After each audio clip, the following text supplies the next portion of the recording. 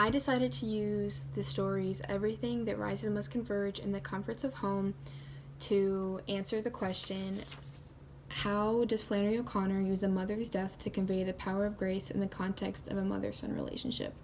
So in Everything That Rises Must Converge with Julian and his mother, their relationship is very corrupt, and Julian acts as if he were the parent and his mother were the child, which inverts the natural order of a mother-son relationship. And he belittles her and is very disrespectful and unkind to her. But looking at it from a broader perspective, I looked at it through the spectacle of time and how his mother grew up in the segregated South, and her views were shaped by the dominant cultural environment, so racism was definitely very prominent during those times. But then when you look at Julian, he was raised in a more progressive and cultural accepting society, and just looking at it from the time period and the cultural aspect, of course their opinions are going to have a conflict, but when you look at it that it's a mother-son relationship, there should not be any judgment in that kind of relationship, and that love and family should overpower whatever prejudices there are. I know racism isn't great, but he treats her like dirt. He treats her the same way that she treats black people. And then The Comforts of Home, my first impressions of Thomas was that he was very jealous of his mother bringing home this young criminal, and he tries to reason with her about it, and he doesn't want to share his home nor his mother, and he feels threatened by an outsider coming into his home and disrupting the peace. But looking at it from a broader perspective, I saw that it was more than that. He was very insecure about having to share the order and the control that he had over the house, and he sees his mother behaving irresponsibly, and he feels the need to step up to the role that his father would have taken in the situation. And by stepping up and trying to fulfill his father's position in the family, he becomes completely consumed by his father's voice. And what this ultimately does is that he becomes possessed by it, and his father puts out a more controlling behavior with more authoritative actions, and ultimately in the end of the story, his father kills his wife through Thomas. And then, so my argument is that Flannery states the issue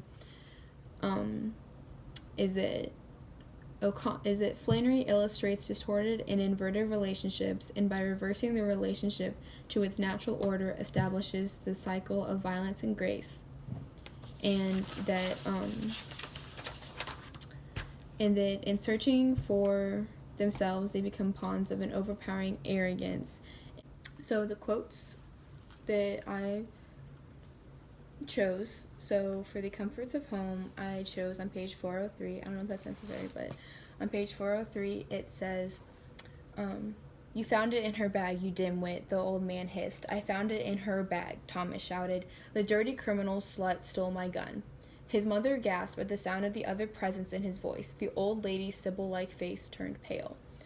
So I thought that was very, very interesting, and how his mother is the only one that is able to see the reality of the situation, that her son has been completely overcome by his father's ghost. And that reminded me of Hamlet with the one germ of evil, but in this instance Thomas is completely consumed by his father, which is that one germ of evil.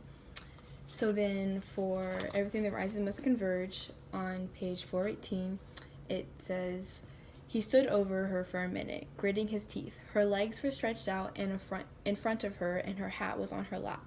He squatted down and looked her in the face. It was totally expressionless. 'You got exactly what you deserved,' he said. 'Now get up.' In this moment, you can see how he does not act like a son, and he wishes for his mother to have gotten this lesson. He wishes for her to have received a lesson because of how, and you just see how he is just this way that he's speaking to his mother is so disrespectful and so rude and so just unnatural that it's only because he's been so consumed by his arrogance from his education and his belief that he's better than his mother and his search for control over his mother. And then I came to the conclusion that Thomas and Julian, because of their belief that education makes them superior over anyone, but because they feel they have a superiority over their mothers, that it makes that from that their arrogance is just elevated to a completely different level, and they are consumed by it. And this arrogance is this more than a dream of evil. It's like a demon. It's possessing them and making them turn into someone that they aren't. And so yeah,